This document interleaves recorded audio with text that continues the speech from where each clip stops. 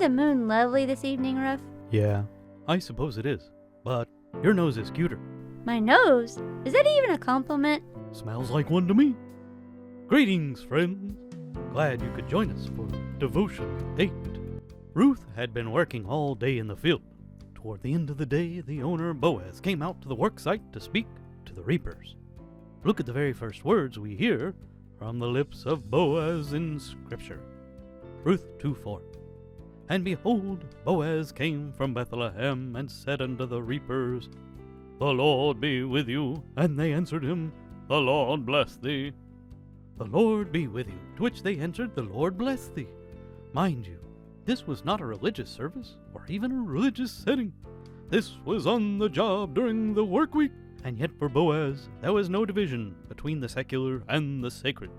And there should not be. For a child of God, every day of our lives ought to be lived in light of the fact that we are children of God. The words that we speak ought to be godly, and the attitudes that we portray ought to be godly. Our behavior ought to be godly. When God needed a kinsman redeemer for precious Ruth, when he needed someone to be in the bloodline of his son, he did not choose a person who was coarse, ill-mannered, and of poor behavior. He chose a man who showed up at work and said, The Lord be with you.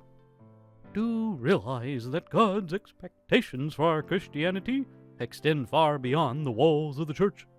If what we call Christianity is simply a Sunday thing, then it is not Christianity at all. Lord be with you, Cleo. The Lord bless thee. Lord be with you, friends. Have a blessed day.